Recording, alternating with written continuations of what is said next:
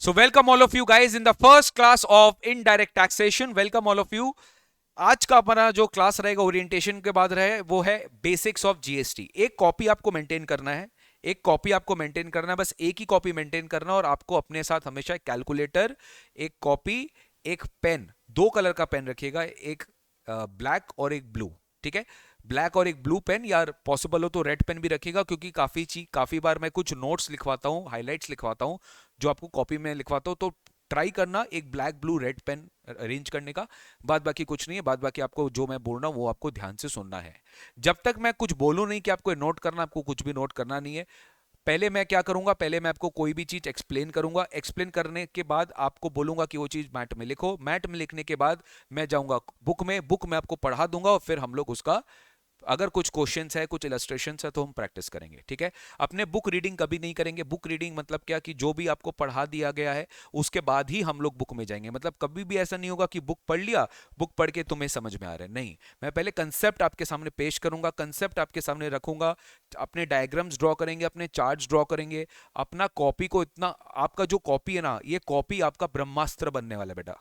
यही कॉपी है जिसको आप यूज करने वाले हो एक दिन पहले फॉर योर एग्जामिनेशन पर्पस। ठीक है, तो आपको एक कॉपी को इतना सुंदर से मेंटेन करना है कि कल को एग्जाम के पहले कोई अगर आपसे पूछे कि क्या तुम जीएसटी रिवाइज कर सकता है, क्या तुम्हारे पास ऐसा कुछ मैट है, कोई बुक है, तो तुम बोल सकते हो हाँ मेरे पास हैंड रिटन मेरा खुद का नोट्स बनाया हुआ है जो मैं जीएसटी जिसके लिए मैं इस्तेमाल कर सकता हूँ फॉर रिविजन पर्पस। ठीक है ना, तो ये कॉपी आपको उसके लिए मेंटेन करना है। ठीक है, अभी मैं जो जो आपको समझा रहा हूँ जस्ट समझो अच्छे से। मैं जो चीज बोल रहा हूँ एवरीथिंग ट्राई टू अंडरस्टैंड। ठीक है, और मेरे को रिस्पॉन्स भी चाहिए भैया क्लास में। ठीक है, मैं तोते की तरह बोलता नहीं रहूंगा, आपको मेरे साथ साथ बोलना है। Yes sir, yes sir, yes sir बोलना है आपको। ठीक है, बोलना है। आप अपने आप को अनम्यूट करके बोल सकते हो। Make it a feel of ambience of live class. ये लाइव क्लास चल रहा है, ठीक है ना। स्टार्ट करे। सिमर तो लग रहा है सो गई है, लग रहा है। साक्षी, अर्नब, क्या हो गया भाई आप लोग को, बोलो स्टार्ट करे। चलिए स्टार्ट करते हैं। देखो बेटा, जीएसटी के पहले, अब पहले समझो कि इनडायरेक्ट टैक्स क्या होता है। ओके, समझो पहले कि इनडायरेक्ट टैक्स जो है वो होता क्या है। First of all, what do you mean by tax? Tax का मतलब क्या है ये बताओ। यस, टैक्स का मतलब क्या है? What do you mean by tax? Tax का मतलब क्या है? हाँ, what we paid to government. Tax is a compulsory obligation which has to be paid to the government of India. ठीक है, सरकार हमसे टैक्स क्यों कलेक्ट करती है? टैक्स हमसे कलेक्ट करती है टू फंड पब्लिक एक्सपेंडिचर।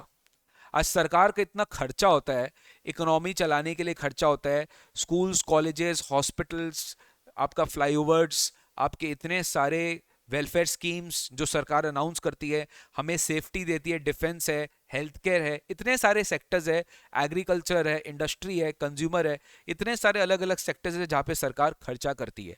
उसका बेनिफिट इनडायरेक्टली हमें मिलता है, तो हमें उसके लिए क्या देना पड़ता है? टैक्सेस। अब ये जो टैक्सेस है हमें, आपको पता है, दो तरीके से कलेक्ट किया जाता है। एक है डीटी और एक आईडीटी। ठीक है, डायरेक्ट टैक्स है जो डायरेक्टली हम पर लगाया जाता है। यानी कि अगर हम 1 लाख रुपया कमा रहे हैं, 2 लाख कमा रहे हैं, 10 लाख कमा रहे हैं, 2 करोड़ कमा रहे हैं, 20 करोड़ कमा रहे हैं, तो उस पर टैक्स कौन देगा? हम खुद देंगे।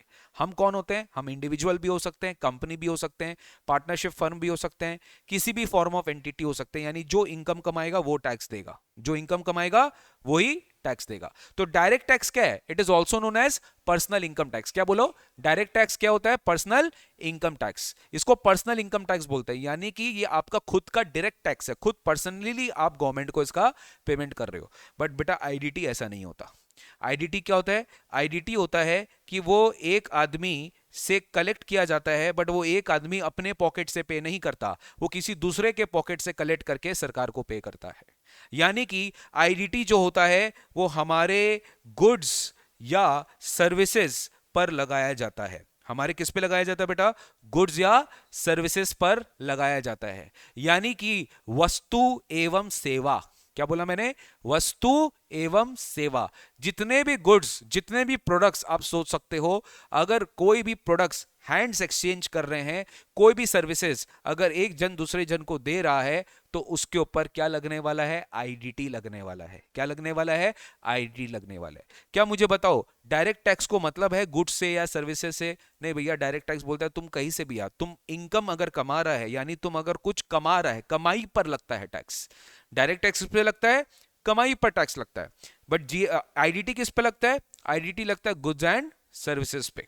आईडीटी किस पे लगता है? गुड्स एंड सर्विसेज पे। जैसे कि मान लो ए ने बी को गुड्स बेचा, ए ने क्या किया? बी को गुड्स बेचा, तो एक प्राइस पे बेचता है, ठीक है? ए क्या करता है? ए एक प्राइस पे बेचता है।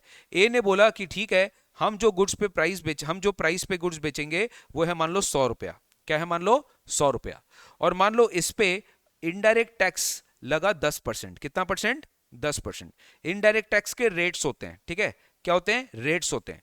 तो इनडायरेक्ट टैक्स मान लो इस पे लगाया गया 10%। तो 10% किस पे लगाया गया? ये एक वैल्यू पे लगाया गया।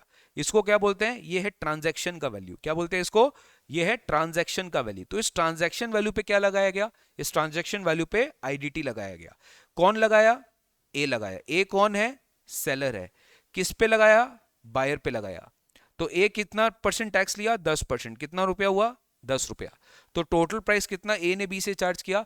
110। आप रेस्टोरेंट में जाते हो तो आप कभी भी चेक करना, मेनू कार्ड जब आप खोलते हो तो नीचे में एक नोट दिया रहता है, the above prices exclude taxes. The above prices exclude taxes मतलब मान लो अगर मसाला डोसा और चाउमीन मंगाते हो, मान लो मसाला डोसा 110 का, चाउमीन 140 का, तो आप सोचते हो मेरा टोटल बजट है 250 रुपया, हम टोटल 250 रुपया पे करके हो जाएगा। लेकिन गॉस, तुमको आईडीटी भी तो पे करना पड़ेगा इसमें। तुमको क्या पे करना पड़ेगा? आईडीटी। अब ये जो आईडीटी है ये किसका रेवेन्यू है मुझे बताओ? ये जो 10 रुपया ए ने बी से चार्ज किया, 10 रुपया किसके पास गया? ये 10 रुपया ए पता है किसको जमा कर देगा? ए कर देगा गवर्नमेंट को। ये 10 रुपीज किसको जमा कर दिया जाएगा? ए जमा कर देगा किसको? सरकार को, भारत सरकार को जमा कर देगा। और 100 रुपया क्या है? 100 रुपया उसका टर्नओवर है। 100 रुपया क्या है? 100 रुपया उसका टर्नओवर है। तो सर अल्टीमेटली क्या हो रहा है कि ए ने 100 रुपया का सामान बेचा, उसमें 10 रुपया जीएस आईडीटी कलेक्ट किया, टोटल 110 रुपया कलेक्ट किया। 10 रुपया जो है वो किसको जमा कर दिया? गवर्नमेंट को जमा कर दिया। मुझे बताओ ये 10 रुपीज का पिंच किसको आया? पिंच, पिंच समझते हो? पिंच मतलब बर्डन। ये 10 रुपए का बर्डन किसके ऊपर आया? ये बर्डन आया बी पर, यानी बायर के ऊपर आया। तो हमेशा याद रखिएगा आईडीटी जो है इसका फंडिंग कंज्यूमर से किया जाता है। किससे किया जाता है? कंज्यूमर से। इसके पीछे रैशनल ये है कि भैया सिंपल सा बात है, सरकार बोलती है तुम अगर ज्यादा कंजम्पशन करेगा सामान का, सर्विसेज का, तो तुम पे ज्यादा आईडीटी भी लगेगा। तुम पे ज्यादा क्या लगेगा? आईडीटी। अब तुम पे डायरेक्टली नहीं लग रहा है, तुम पे इनडायरेक्टली लग रहा है। क्यों? क्योंकि जो तुमको सामान बेच रहा है, जो तुमको सर्विस दे रहा है, अल्टीमेटली वो तुमसे टैक्सेस ले रहा है। तो तुमको ना इन अ सेंस इसको अपने ये भी बोलते हैं आईडीटी का। गाइस पता है आपको एग्जाम में ये भी आया हुआ है 7 नंबर का, state the features of IDT. ठीक है, तो you can expect any question from this subject, and that is why we say that this subject is one of the most scoring subjects which can pull up your marks in your examination. तो DT IDT में जब मैं हमेशा बोलता हूँ कि भैया जब अब तो आपका पेपर मर्ज हो गया है DT IDT में, तो पहले आपको ना IDT अटेम्प्ट करना पड़ेगा। तो आप इस सिक्योरिटी से जाना कि भाई मेरे को IDT ही बचाने वाला है, क्योंकि IDT के क्वेश्चंस रिलेटिवली इजी आते हैं as compare to direct tax. ठीक है ना? तो देखो समझ में आया अभी तक मैं क्या बोलना चाह रहा हूँ? तो 10 रुपया जो है वो मैंने बी से कलेक्ट किया और मैंने किसको कर दिया? मैंने गवर्नमेंट को पे कर दिया। मैंने गवर्नमेंट को पे कर दिया। तो अल्टीमेटली मुझे बताओ ये जो बी है, बी ने टोटल कितना प्राइस पे किया? 110 रुपया पे किया। ठीक है, बी ने अल्टीमेटली टोटल प्राइस कितना पे किया? 110 रुपया पे किया। इसमें से 100 रुपया किसको गया? ए को गया। और इसमें 10 रुपया किसको गया? गवर्नमेंट को गया। यानी अल्टीमेटली बी के ऊपर इतना का टैक्स लग गया। बी के ऊपर इतना का टैक्स लग गया। अब आप सोच रहे हो इसको आईडीटी क्यों कहलाया जाता है? क्यों सर? क्योंकि इस पर लेवी तो होता है ए पर। टैक्स किसके ऊपर लेवी होता है? ए पर, यानी सेलर पे। बट इसका कलेक्शन किससे किया जाता है? कलेक्शन किया जाता है फ्रॉम कंज्यूमर या बायर। किससे कंज्यूम किया जाता है? बायर से। लेवी मतलब इंपोज होना, लेवी मतलब लगना, इंपोज होना। ठीक है, यानी प्लीज याद रखिएगा कभी भी सरकार बी को नहीं बोलेगी, कंज्यूमर को नहीं बोलेगी कि तुम टैक्स दो। कभी भी सरकार ये नहीं बोलेगी कि चलो तुमने किसी 5 स्टार होटल में रुका है तुम हमें टैक्स दो। नहीं, सरकार 5 स्टार होटल वाले से मांगेगी कि तुमने अपना सर्विस ये कंज्यूमर को दिया है, तुमने अपना एक सर्विस इस कंज्यूमर को दिया है, तो तुम अपने प्राइसेस में उससे टैक्स भी ले लेना। तुम प्राइसेस में क्या ले लेना? टैक्स भी ले लेना। समझ गए? तो आप बोल सकते हो कि सेलर एक तरह का एजेंट बन गया सरकार के लिए, जो सरकार के बिहाफ में टैक्सेस कलेक्ट कर रहा है। बिल्कुल सही। Am I clear on it? इसलिए आईडीटी को हम बहुत बार कमर्शियल टैक्स भी बोलते हैं। क्या बोलते हैं? कमर्शियल टैक्स, क्योंकि ये बिजनेस ट्रांजैक्शन में लगता है बेटा। किस ट्रांजैक्शन में लगता है? बिजनेस। अब मुझे बताओ, जहां जहां बिजनेस आएगा वहां आईडीटी का रोल आएगा। हाँ, अब आप समझे, चाहे आप जॉब करिए चाहे आप बिजनेस करिए, दो ही तो चीज कर सकते हैं। अगर आप जॉब भी करते हो तो आप अपने एम्प्लॉयर का बिजनेस संभाल रहे हो, तो एम्प्लॉयर का बिजनेस में टैक्स तो आएगा ही। अरे बोलो हाँ कि ना? तो कहीं ना कहीं आपका रोल भी है। और अगर आप खुद का बिजनेस कर रहे हो, टैक्स का रोल आएगा। या फिर अगर आप CS CMA का एडवाइजरी कर रहे हो, प्रैक्टिस कर रहे हो, रोल आएगा। कंसल्टेंसी कर रहे हो, रोल आएगा। सब जगह रोल है। समझ में आया? अरे बोलो, पक्की बात। तो बेस समझ में पहला बात आ गया कि सर इनडायरेक्ट टैक्स में क्या है? लेवी एक collection, levy is on 1%, collection is from another person. ये मूल बात मैंने आपको बता दिया। अब इसके पीछे और भी बहुत सारे फीचर्स हो सकते हैं। क्या फीचर्स हो सकते हैं सर? कि इनडायरेक्ट टैक्स एक बहुत बड़ा सोर्स ऑफ रेवेन्यू है। आज इसका एक सिंपल उदाहरण मैं आपको देता हूं। मुझे एक बात बताना, आज डायरेक्ट टैक्स किस चीज पे डिपेंडेंट है? कि तुम कितना इनकम कमा रहे हो। बट आईडीटी किस चीज पे डिपेंडेंट है? तुम्हारा कंजम्पशन पैटर्न क्या है। आज मुझे बताओ, आज प्लीज मुझे एक बताओ, अगर एक गरीब आदमी है, उसका नेसेसिटी, उसका जो डिमांड्स है वो भी बहुत कम है, वो कमती खाता है, वो कमती सर्विसेज लेता है, वो अपना डेली रूटीन बहुत सिंप्लिसिटी से जीता है, तो उसके ऊपर कहीं ना कहीं आईडीटी का बोझ कम आ रहा है। बट अपर मिडिल क्लास या धीरे धीरे आप हाई क्लास ले लो, तो उनका ज्यादा नेसेसिटी है, ज्यादा चौचरला है, ज्यादा डिमांड्स है, तो ज्यादा कंजम्पशन करते हैं। और अगर वो ज्यादा कंजम्पशन करते हैं तो उनका टैक्सेस का लोड भी ज्यादा आता है। तो आईडीटी क्या चीज पे डिपेंड होता है? कंजम्पशन पे। आईडीटी क्या चीज पे डिपेंड होता है? कंजम्पशन पे। कि अगर मैं ज्यादा कंज्यूम कर रहा हूं तो मैं ज्यादा टैक्सेस भी कहीं ना कहीं पे कर रहा हूं।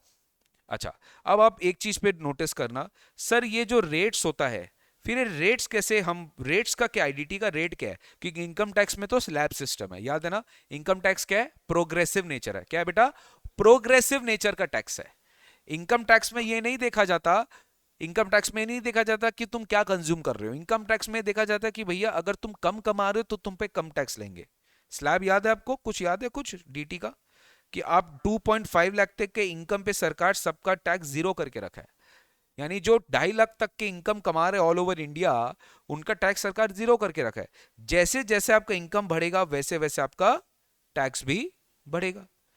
+15, +20, +25, ऐसे करके 30% में जाके वो फ्लैट हो जाता है। होता है कि नहीं होता है? स्लैब रेट होता है। क्या होता है? Slab rate. ये मैं न्यू रेट के बारे में बात कर रहा हूँ। डायरेक्ट टैक्स में जो पढ़े उनको याद होगा, मैं न्यू रेट ऑफ टैक्स के बारे में बात कर रहा हूँ, सेक्शन 115 BAC। ठीक है? कि अगर आप न्यू रेट ऑफ टैक्स में जाते हो तो आपका जैसे जैसे आपका इनकम बढ़ता है वैसे वैसे आपका टैक्स भी बढ़ता है दोस्त। ठीक है? मैं एक ऐसे एग्जांपल ले रहा हूँ, ये पहले पुराना स्लैब था बेटा। ठीक है ना? 115 BAC क्या था? पुराना स्लैब था।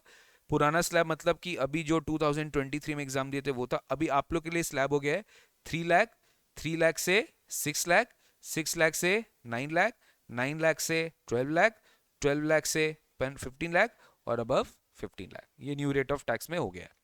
बट आईडीटी में ऐसा नहीं है। आईडीटी बोलता है हम रिग्रेसिव है। कौन सा नेचर है? IDT is a regressive nature of tax.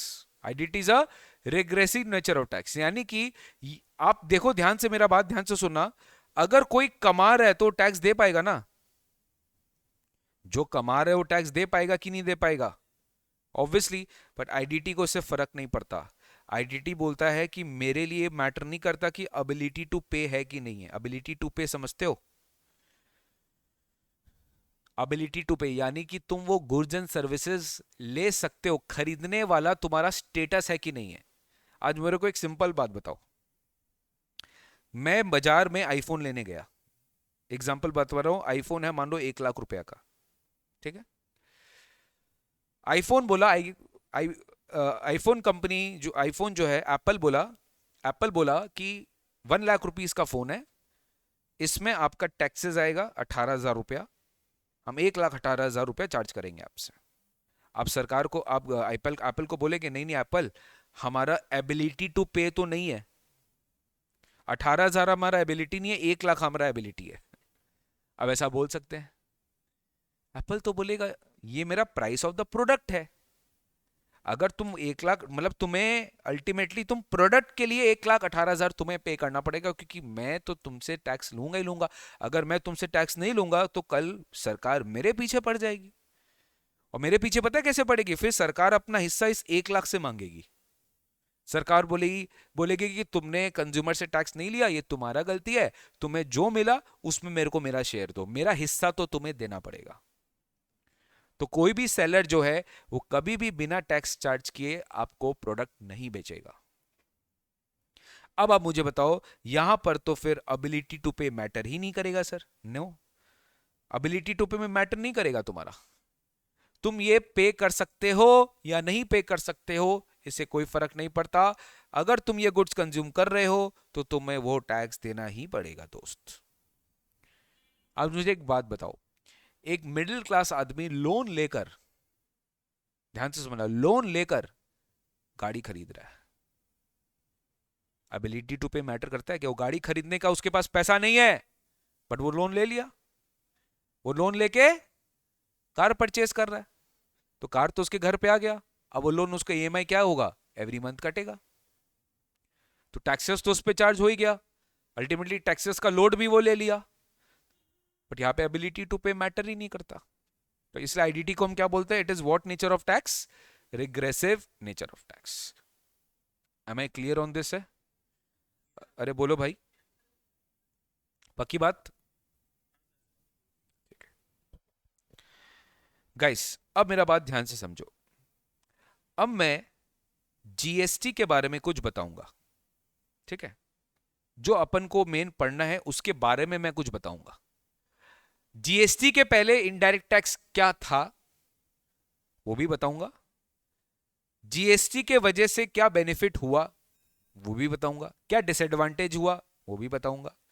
अब जीएसटी से किस तरीके से हमारे देश में इनडायरेक्ट टैक्स लगता है वो भी बताऊंगा, ठीक है? पहले मैं एक बार आपको जीएसटी के बारे में कुछ चीजें बताना चाहता हूं। सबसे पहले एक चीज समझो,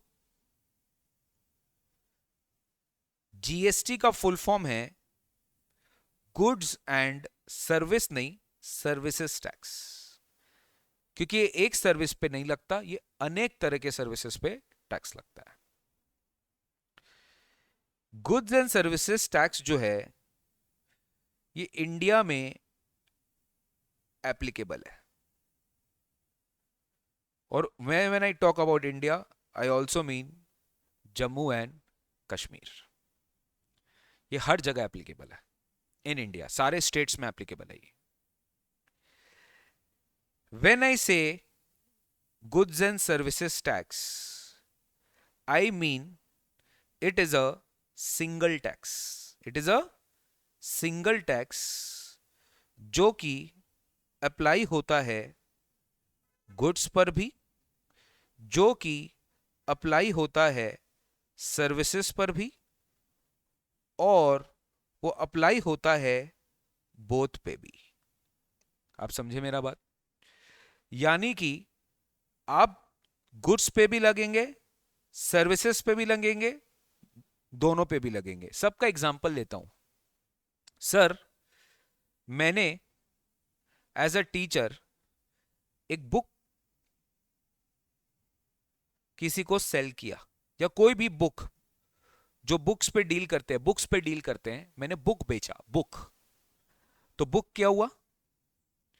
बुक क्या हुआ? गुड्स। आंसर एक्सपेक्ट कर रहा हूं लाइव एट होम वाले बच्चों से। It is a movable property. आपको आगे बताऊंगा, मैंने बताया था, मैं आपको पहले मूल बताऊंगा। Books means what? Movable property. CMA exam में सुबह से अच्छा हमारा पेपर, हमारा टैक्स के सीएमए एग्जाम में सबसे अच्छा रहा पेपर हमारा टैक्स का हुआ, because of you. Thank you thank you thank you Rajveer. ऐसा बिल्कुल भी नहीं है भाई, सब आप लोग का जो एफर्ट होता है दैट इज इंपॉर्टेंट। ठीक है। Good morning, IDT paper was good guys, I request you to please follow Nikunj sir IDT class, as sir जो बोलते हैं वही एग्जाम में आता है, उनका study mat GST Darshan book is amazing. Thank you Harsh. अब आप आराम से रिलैक्स करो क्योंकि आपने बहुत मेहनत किया है। ये सब हमारे पुराने बैच के स्टूडेंट्स हैं जो कमेंट्स दे रहे हैं। देखो गुड्स, गुड्स क्या है? Movable property. हम लोग बात करेंगे गुड्स क्या है? Movable property. क्लियर है बेटा? Goods is basically a movable property. तो मैं बेच रहा हूं क्या? बुक्स। तो जब मैं बुक्स बेच रहा हूं तो मेरे पे क्या लगेगा? जीएसटी। गुड्स टैक्स नहीं लगेगा या सर्विस टैक्स नहीं लगेगा, गुड्स एंड सर्विसेज टैक्स। तो टैक्स का नाम क्या है? जीएसटी। तो जीएसटी गुड्स पे भी लगता है, सर्विसेज पे भी लगता है, और दोनों दोनों दे रहे हैं साथ में, दोनों दे रहे हैं तो भी लगता है। सर साथ में बात करेंगे। सर्विसेज का एग्जांपल क्या है? एक टीचर अपना लेक्चर्स प्रोवाइड कर रहा है स्टूडेंट को, मैं आपको अपना कोर्स कंटेंट सेल कर रहा हूं। मेरा 200 घंटे का या 150 घंटे का या 100 घंटे का लेक्चर है, मैंने रिकॉर्ड किया है उसको या लाइव ले रहा हूं, व्हाटएवर मोड इज, और मैं आपको पढ़ा रहा हूं। तो ये क्या दे रहा हूं मैं? गुड्स दे रहा हूं कि सर्विस? सर्विस। आएंगे आपके ऊपर। कुछ बच्चे बोल रहे हैं दोनों, अब मैं आऊंगा। अज्यूम करो कि मैं आपको खाली कोर्स दिया, मैंने आपको कोई बुक्स एंड ऑल नहीं दिया। सर्विस। मैंने आपको खाली क्या दिया? कोर्स दिया, मैंने आपको कोई बुक्स नहीं दिया, खाली इस कोर्स में आपको लेक्चर्स मिला है। क्लियर है? वीडियोस मिला है। ठीक है। अब हम बात करेंगे सर जो आप लोग के साथ हुआ, आपको लेक्चर्स भी दिया गया है प्लस आपको बुक भी दिया गया, मतलब आप लोग के साथ क्या हुआ? हाँ, आपको गुड्स भी दिया गया है और आपको सर्विस भी दिया जा रहा है, यानी क्या इस पे भी जीएसटी लगेगा? हाँ, आपको दोनों दिया गया है। तो ultimately GST is a single tax only, जो गुड्स पे भी लग रहा है, सर्विसेज पे भी लग रहा है, दोनों पे लग रहा है। Am I clear on this? Please बोलो बेटा। अच्छा, नेक्स्ट मेरा एक सवाल है आप लोग से। जीएसटी से जो रेवेन्यू जाता है, जीएसटी से जो रेवेन्यू, रेवेन्यू समझ गया? सरकारों का रेवेन्यू, सरकारों का। पहले बताओ हमारे देश, हमारा क्या स्ट्रक्चर है, इंडिया का इकोनॉमी का क्या स्ट्रक्चर है? हाँ, हमारा क्या स्ट्रक्चर है? Mixed economy. चलो इकोनॉमी तो आप बोल दिए, ठीक है। हमारा गवर्नमेंट का क्या स्ट्रक्चर है? फेडरल। हमारा 3 टायर स्ट्रक्चर है, सेंट्रल गवर्नमेंट, स्टेट गवर्नमेंट और लोकल अथॉरिटी। समझते हो? सेंट्रल गवर्नमेंट में मतलब भारत सरकार जो सेंट्रल गवर्नमेंट ऑफ इंडिया है, मोदी जी की सरकार। स्टेट गवर्नमेंट जो हर स्टेट का अपना अपना गवर्नमेंट है। लोकल अथॉरिटी जो स्टेट के अंदर में भी बहुत सारे म्यूनिसिपैलिटी है। क्या है? म्यूनिसिपैलिटी है, म्यूनिसिपल बोर्ड्स है, कैंटनमेंट है। तो इनका अपना अपना एरिया वाइज इनका डिस्ट्रीब्यूटेड है। जैसे कोलकाता में कोलकाता म्यूनिसिपल कॉर्पोरेशन आ गया, विधाननगर आ गया, नॉर्थ 24 परगना, साउथ 24 परगना, अलग अलग डिस्ट्रिक्ट लेवल बोर्ड्स है, डिस्ट्रिक्ट लेवल अथॉरिटी है, ये लोग भी है। जीएसटी अल्टीमेटली किसके बीच में जो है रेवेन्यू है? ये सेंट्रल और स्टेट के बीच में। जीएसटी का जो रेवेन्यू है वो किसके बीच में होगा डिस्ट्रीब्यूट? वो सेंट्रल गवर्नमेंट और स्टेट गवर्नमेंट के बीच में रेवेन्यू डिस्ट्रीब्यूट होगा। यानी जीएसटी का रेवेन्यू अल्टीमेटली सेंट्रल को जाएगा और किसको जाएगा? स्टेट को जाएगा। क्लियर है? When I talk about central, ठीक है, तो जो सेंट्रल गवर्नमेंट को रेवेन्यू जाएगा उसको हम कहेंगे सीजीएसटी। क्या कहेंगे? सीजीएसटी। जो स्टेट गवर्नमेंट को रेवेन्यू जाएगा उसको हम कहेंगे एसजीएसटी। एसजीएसटी मतलब स्टेट जीएसटी, सीजीएसटी मतलब सेंट्रल जीएसटी।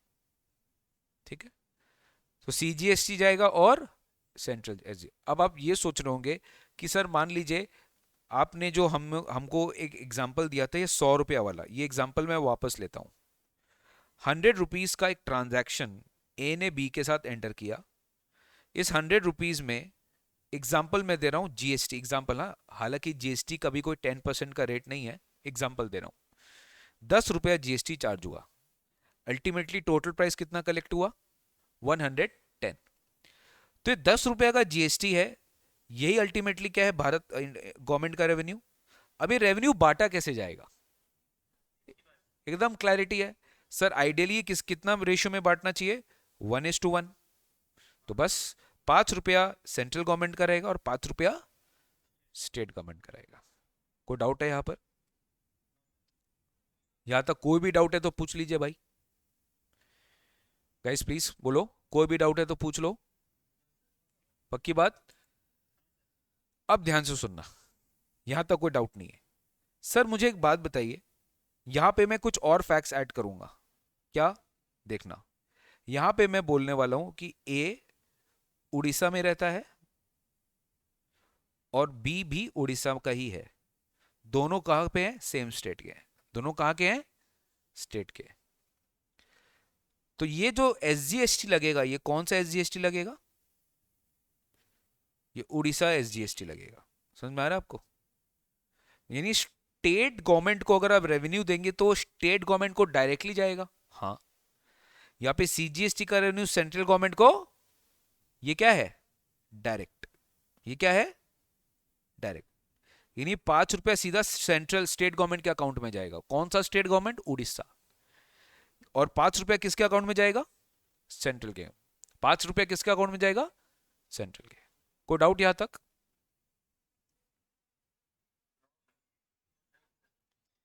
अब मेरा बात ध्यान से सुनना, मैं एक और एग्जांपल ले रहा हूं।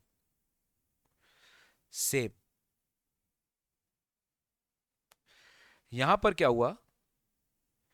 ए उड़ीसा में है बट बी वेस्ट बंगाल में। पॉसिबल है क्या? हाँ। इसको अपने क्या बोलते हैं? Inter state. और ऊपर वाले को अपने क्या बोलते हैं? Intra state. इंट्रा स्टेट बोलते हैं। सप्लाई वर्ड मैंने अभी तक बोला नहीं है, ठीक है? अगर आपको बोला है, अगर आपको पता है तो वो आपका एक्स्ट्रा नॉलेज है, दैट इज गुड। बट मैंने अभी तक आपको सप्लाई वर्ड बोला नहीं है, बाद में बोलूंगा। ये खाली इतना इतना समझो, इंट्रा स्टेट है और ये इंटर स्टेट है। इन दोनों के बीच में डिफरेंस क्या है? सबसे बड़ा यही डिफरेंस है कि ये यहां पर जो जो भी ट्रांजैक्शन हो रहा है, यहां पे आपका जो ट्रांजैक्शन हो रहा है वो दूसरे स्टेट में हो रहा है, बट यहां पे इंट्रा स्टेट में जो ट्रांजैक्शन हो रहा है वो सेम स्टेट में हो रहा है। तो जब सेम स्टेट में ट्रांजैक्शन होता है तो वहां पर लगता है C+S। क्या लगता है? C+S। यानी CGST प्लस SGST, रेवेन्यू आधा आधा बटेगा। अब मुझे एक बात बताओ, जब ट्रांजैक्शन दूसरे स्टेट में हो रहा है, इसको अपने बोलते हैं इंटर स्टेट, ठीक है? तो यहां पर आपके हिसाब से कौन सा टैक्स लगना चाहिए? कोई बच्चा बोलेगा C+S ही लगेगा, ठीक है? C+S। ओके, कोई बच्चा बोल रहा है C+I, आई फॉर इंडिया, मेरी जान, ठीक है? तो सर यहां पर लगेगा IGST। करेक्ट। आई मतलब क्या? इंटीग्रेटेड। आई मतलब क्या? इंटीग्रेटेड। इंटीग्रेटेड मतलब combined form of CGST plus SGST। Combined form of CGST plus SGST। Combined form of CGST plus SGST। अब आपको सब बताऊंगा कि यहां पे C+S क्यों नहीं लगा, यहां पे I क्यों लगा। जब मैं I बोलता हूं integrated GST, I always mean कौन सा? इंटरस्टेट। तो यहां पे कितना रुपए का टैक्स जाएगा? ₹10। ये भी पता है किसको जाएगा? ये भारत सरकार को जाएगा। किसको जाएगा? यानी यहां पे तो डिवीजन हुआ 5-5, बट इंटरस्टेट में क्या हुआ? किसको किसको गया?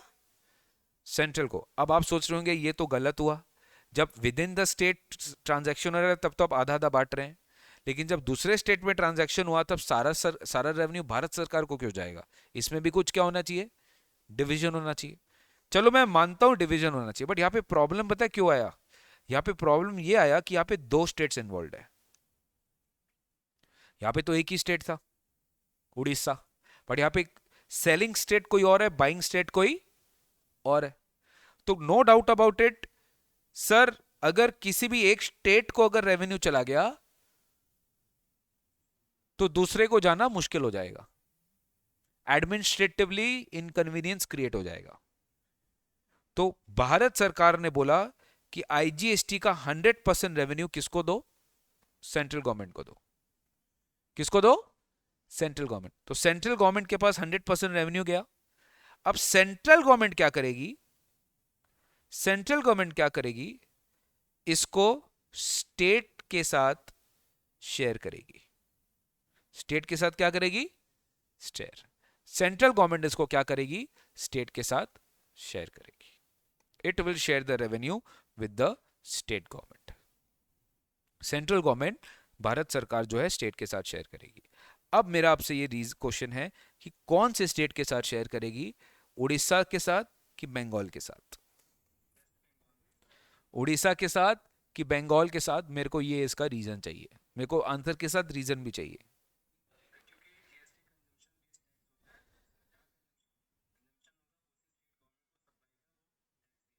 रितेश, तुमने पहले क्लास किया है क्या? ओह, तो फिर अभी क्यों लिया?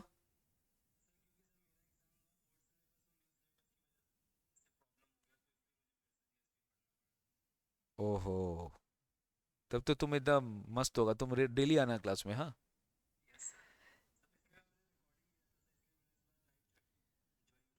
कैसा लगा था classes?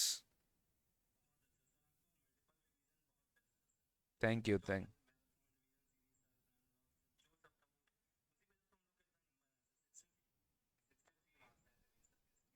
Very good, very good. इस बार 83 लाना है। हाँ, जीएसटी कंजम्पशन बेस्ड टैक्स है बेटा, सही बात बोला इन्होंने। एक एक करके ऐसे तो कॉन्सेप्ट क्लियर होगा। कंजम्पशन मतलब क्या? जहां पे बायर है। कंजम्पशन मतलब का जहां पे बायर है, जहां पे उसकी खपत होगी। खपत मतलब क्या? कंजम्पशन होगी। अल्टीमेटली ए ने किसको बेचा?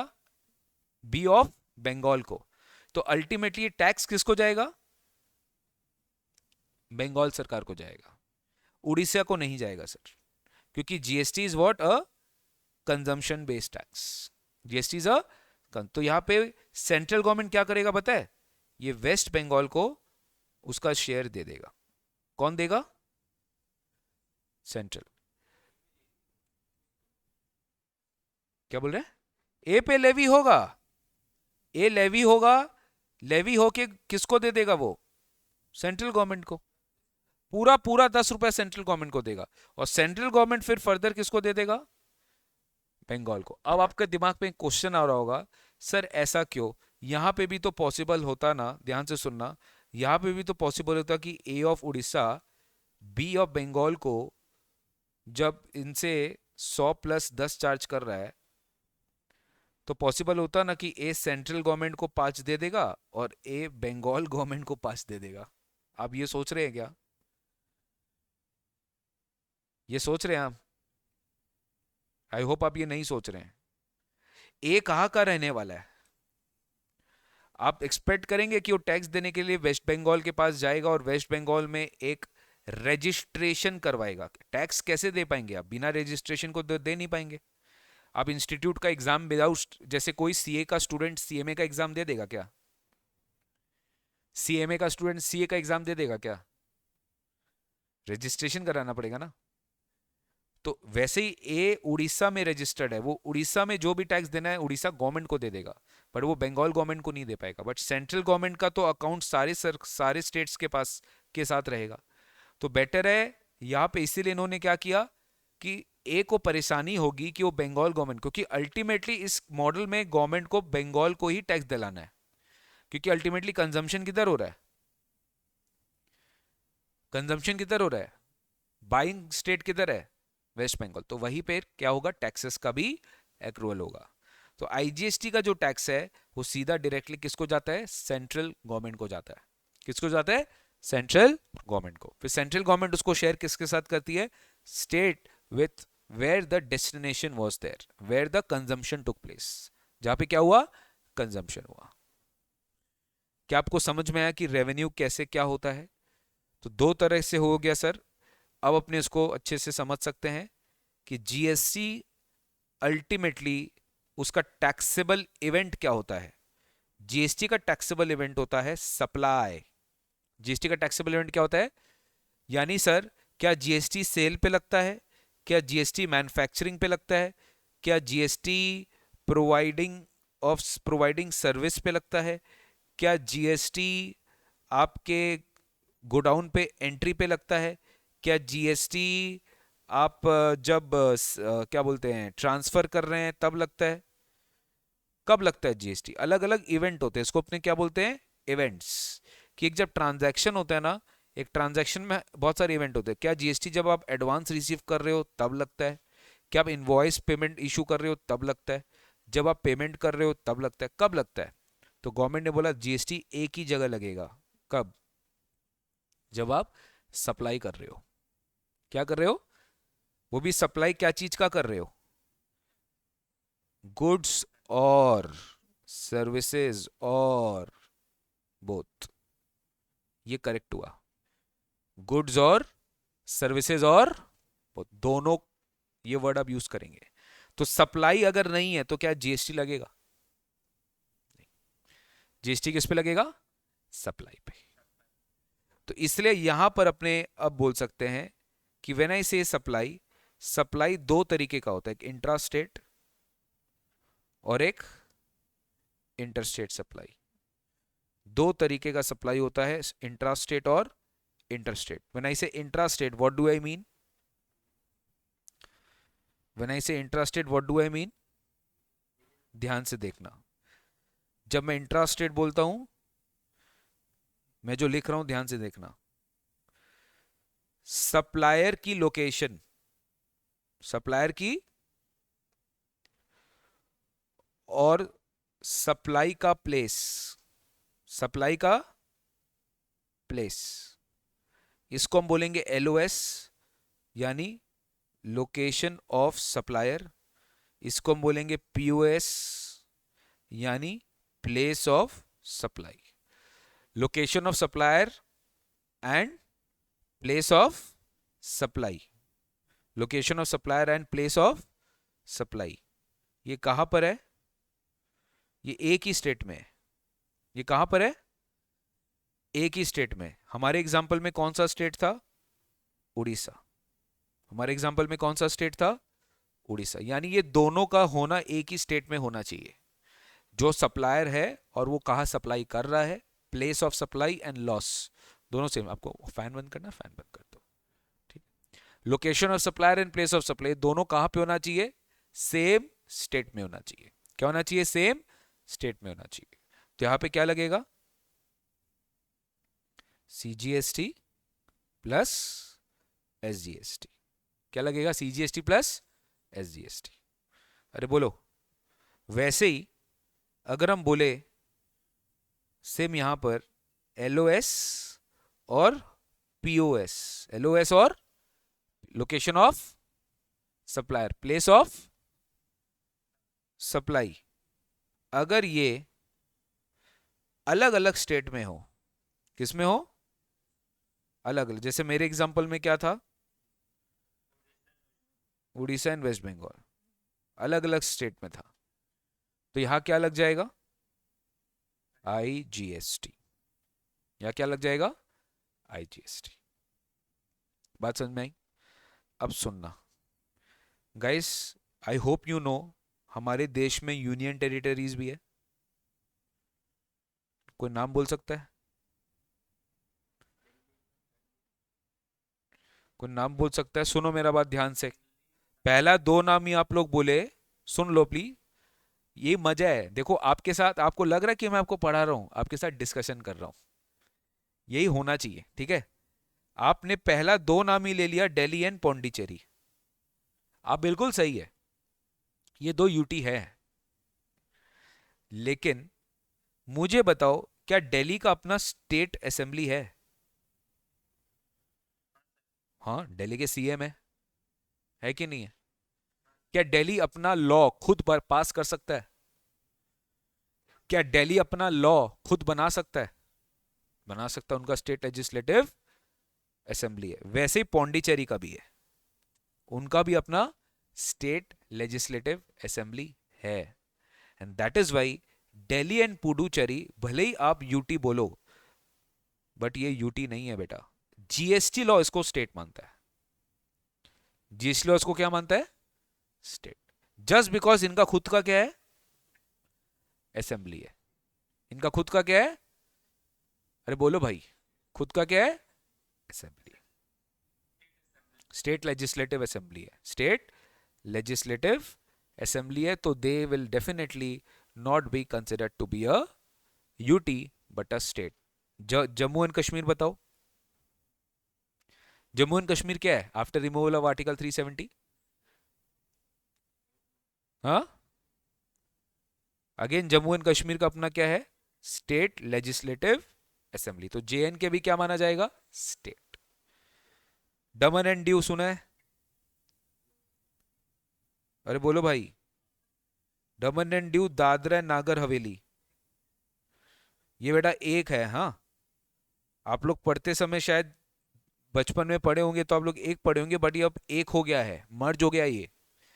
दमन and Diu and Dadra and Nagar Haveli एक यूनियन टेरिटरी है, दो नहीं है। क्या है? एक। अरे बोलो भाई, क्लियर है? लक्षद्वीप याद है? अंडमान एंड निकोबार याद है? अच्छा, अब तो लद्दाख भी हो गया ना यूटी। लद्दाख भी क्या हो गया है? यूटी। चंडीगढ़। समझ में आ रहा है आपको मैं क्या बोलना चाह रहा हूं? क्लियर है ना? ये सब क्या है? Union territory. तो ये स्टेट्स तो नहीं है। तो सोचो, अंडमान एंड निकोबार आइलैंड्स में एक शॉपकीपर है, वो अंडमान एंड निकोबार आइलैंड्स में बिजनेस कर रहा है और अंडमान एंड निकोबार आइलैंड्स में सेल कर रहा है। तो वहां पे भी आप सीजीएसटी प्लस एसजीएसटी लगाएंगे क्या? नहीं, एस के जगह वर्ड रिप्लेस होके क्या हो जाएगा? यूटीजीएसटी। बस। स्टेट नहीं होगा वहां पे, क्या होगा? Union territory. मतलब सीजीएसटी के साथ ही लगेगा, बट वो स्टेट क्यों नहीं लग सकता? क्योंकि वो स्टेट नहीं है। हाँ, दिल्ली में करेंगे तो क्या लगेगा? एसजीएसटी। पुडुचेरी जेएनके में सब में एसजीएसटी लगेगा। बट बाद बाकी जो यूटीज जो है प्रॉपर, जो इंडिया में 5 यूटीज है as per GST law, as per, तो वहां पर आपको क्या लगाना पड़ेगा? यूटीजीएसटी। मतलब एसजीएसटी रिप्लेस हो जाएगा विथ यूटीजीएसटी। तो यहां पे और एक चीज आ गया, अगर सेम यूनियन टेरिटरी भी है ना, जैसे मान लो अंडमान, अंडमान में ही सेल कर रहे हैं, अंडमान में ही सब लोग हैं, तो सर वहां पे सी प्लस यूटी लगेगा। बच्चे यार मिस्टेक करके आते हैं, खाली यूटी लगा देते हैं। अच्छा, इसके पीछे कोई कारण बोल सकता है? कोई बच्चा बोलेगा सर खाली यूटी क्यों नहीं लगाए? सर अब एक चीज समझो बात को, कोई भी ट्रांजैक्शन अगर हो रहा है तो सेंट्रल गवर्नमेंट बोल रहा है 50% रेवेन्यू स्टेट या 50% रेवेन्यू यूटी को जाएगा और बाकी 50% हमें जाएगा। तो यहां पे अगर अंडमान में भी ट्रांजैक्शन हो रहा है तो अंडमान में भी 50% हिस्सा किसको जा रहा है? भारत सरकार, जो कि पूरा इंडिया में यूज होगा to fund public expenditure all over India. और 50% किसको जा रहा है? उस स्टेट को, उस यूटी में जो खाली उसी स्टेट के डेवलपमेंट में यूज होगा, जो खाली उसी स्टेट के लिए यूटिलाइज किया जाएगा। अब बात को समझे मैं क्या बोलना चाह रहा हूं? तो दैट इज वाई 50% का रूल है सीजीएसटी एसजीएसटी में भी, सीजीएसटी एंड यूटीजीएसटी में भी। Am I clear on this?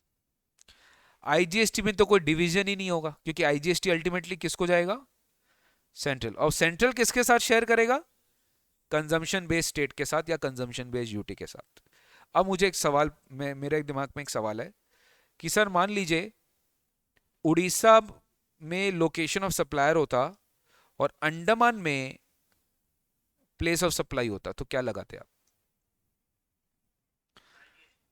Orissa में लोकेशन ऑफ सप्लायर है और वो सप्लाई कर रहे हैं अंडमान में, क्या लगता बताइए? क्या लगता बताइए? Very good answer. यूटी कभी भी नहीं लगेगा इन इंटरस्टेट। इंटरस्टेट में एक ही चीज बोला है, सिंपल है, तुम अपने स्टेट या यूटी से बाहर निकले, कदम रखे, तो तुम पे क्या लग जाएगा? आईजीएसटी। तो यहां पे तो एक मैंने डिफरेंट स्टेट बोला ही, एक मैं यहां पे और बोल रहा हूं, one state and one UT. अगर लॉस पॉस में एक स्टेट एक यूटी है तो तब भी क्या लगेगा? आईजीएसटी। तब भी क्या लगेगा? आईजीएसटी। सिमिलरली सोचिए, Andaman and Daman and Diu, location of supplier Andaman है, place of supply Daman and Diu है, क्या लगेगा? अच्छा, जो बच्चा सी प्लस यूटी बोला, बताओ कैसे लगाते हैं आप सी प्लस यूटी? जो बच्चा बोल रहा है मैं उनसे पूछ रहा हूं।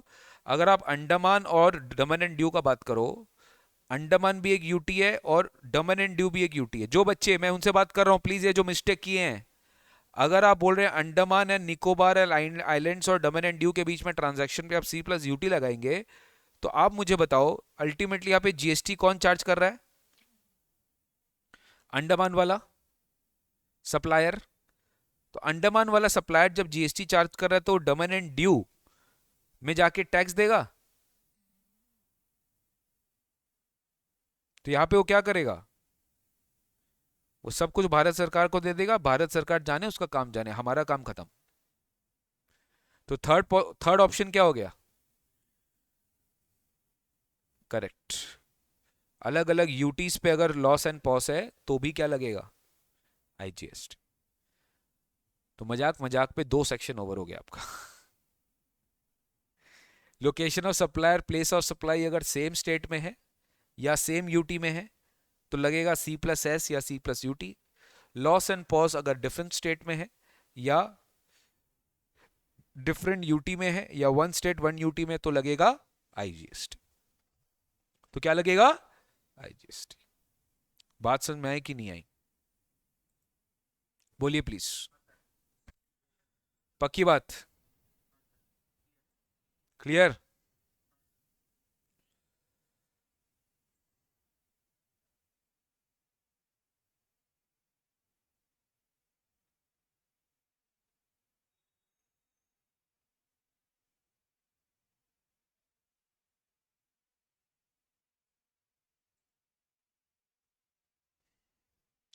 तो C plus S, C plus UT और इंटरस्टेट में IGST, LOS and POS different state one UT different UT, तो यहां पे अपने को लग जाएगा सी प्लस यूटी जीएसटी। कोई डाउट? तो इससे अपने ये समझ गए कि sir CGST, SGST, UT GST, IGST कितने कितने फॉर्म्स ऑफ जीएसटी ये बताओ। जीएसटी के कितने फॉर्म्स हो गए अब? एक हो गया, एक हो गया, एक हो गया, एक हो गया, आईजीएसटी। ये अलग अलग फॉर्म्स ऑफ जीएसटी है। ठीक है, अब समझो मेरा बात। मुझे बताओ सीजीएसटी जो लॉ है, आई मीन सीजीएसटी जो टैक्स है,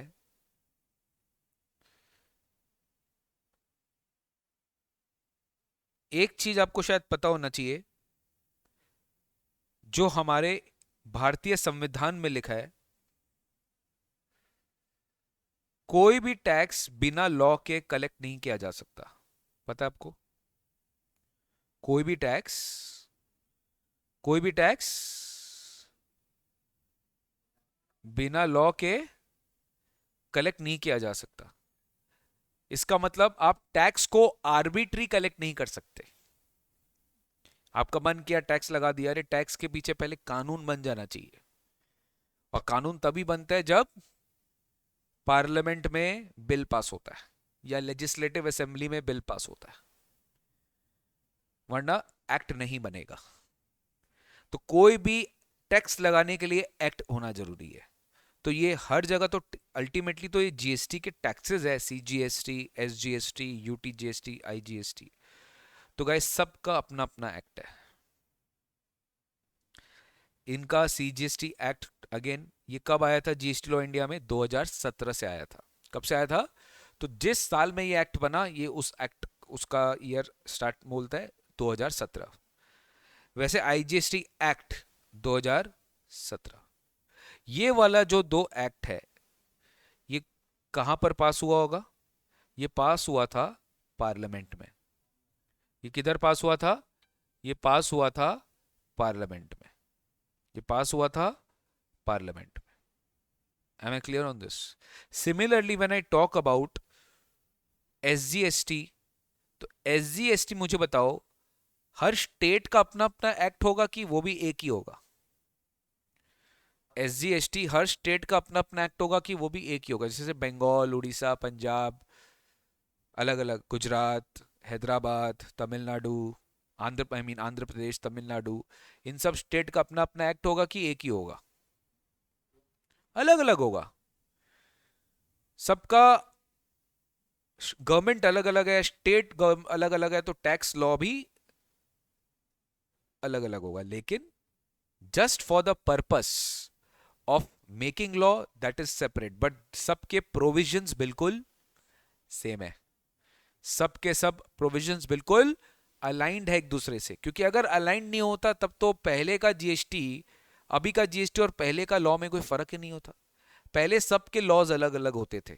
मैं बताऊंगा पहले का लॉ के बारे में, बात करूंगा नेक्स्ट क्लास में। VAT, value added tax, sales tax, सब अलग अलग होते थे। बट अभी स्टेट्स जीएसटी लॉ में सब कुछ क्या है? एकदम यूनिफॉर्मिटी है। It is, there is a uniformity in the legislations. तो when I talk about SGST act 2017, it is passed by state legislative, SLA, state legislative assembly. UTGST का कितना एक्ट होगा बेटा? UTGST भले अलग अलग है, बट इसको आपको पता है शायद, यूनियन टेरिटरी का अल्टीमेटली इंचार्ज होता है गवर्नर। ठीक है ना? इनके कौन होते हैं? गवर्नर। और that is actually run by the president. President इनको अपॉइंट करते हैं, यूनियन टेरिटरी को।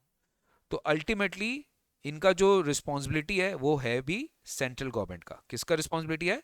सेंट्रल गवर्नमेंट का। इसलिए इनका एक्ट भी किधर पास हुआ? पार्लियामेंट में पास हुआ। किधर पास हुआ? पार्लियामेंट। तो CGST, UTGST, IGST, ये सब एक एक लॉज है। एक एक्ट ये है, एक एक्ट ये है, एक एक्ट ये है। ये तीनों के तीनों लॉ कहाँ पास हुए? पार्लियामेंट में। खाली SGST एक्ट जो है ये कहाँ पास हुआ? अपना अपना लेजिस्लेटिव असेंबली में। जैसे वेस्ट बंगाल का अपना हुआ, तेलंगाना का अपना हुआ, बिहार का अपना हुआ, गोवा का अपना हुआ, सबका अपना अपना। अब आप ये मेरे से पूछेंगे कि क्या सर CGST और SGST एकदम सेम है? यस, बिल्कुल सेम है। CGST में 174 सेक्शन है बेटा, और SGST में भी 174 सेक्शन ही है। अरे भैया अगर सेम नहीं होगा तब तक लाने का कोई मतलब नहीं है, क्योंकि अल्टीमेटली मेरा बात समझो, जब मैंने आपके साथ ये प्रोविजन डिस्कस किया 100 रुपया वाला, उसमें उसमें टैक्स लग रहा है 10%, आधा आधा आपने बांटा। तो जैसे सेंट्रल गवर्नमेंट को बांटा वैसे स्टेट गवर्नमेंट को बांटा। इसका मतलब क्या? लॉ सबके क्या है? सेम। लॉ दोनों के क्या होंगे? सेम होंगे। दोनों का लॉ सेम होना पड़ेगा, चाहे CGST हो चाहे वो SGST हो। मतलब आप बोलना चाह रहे हो 99% बिल्कुल सेम होगा, 1% इधर उधर में भी डिफरेंस हो, but more or less everything is same. Am I clear on this? अब जैसे एग्जांपल मैं आपको बोलता हूँ, जैसे स्टेट में हम लोग आएंगे बेटा, कुछ कुछ स्टेट में टर्नओवर का लिमिट 10 लाख है, कुछ कुछ स्टेट में टर्नओवर का लिमिट 20 लाख है, कुछ कुछ 40 लाख है। ये सब बात करेंगे हम लोग आगे। ठीक है? तो ये आपको समझ में आ गया फॉर्म्स ऑफ GST? कोई डाउट अभी तक? No sir. एक और एक्ट है वो समझ लीजिए। चौथा एक्ट तो मैंने आपको बता दिया। पांचवा एक्ट भी समझ लीजिए, ऑल्दो आपके इंटरमीडिएट के सिलेबस में नहीं है, बट आपको ये नॉलेज होना चाहिए। पांचवा एक्ट है GST compensation to states. GST compensation to states act 2017। नाम से क्या समझ में आ रहा है ये? GST compensation to states act मतलब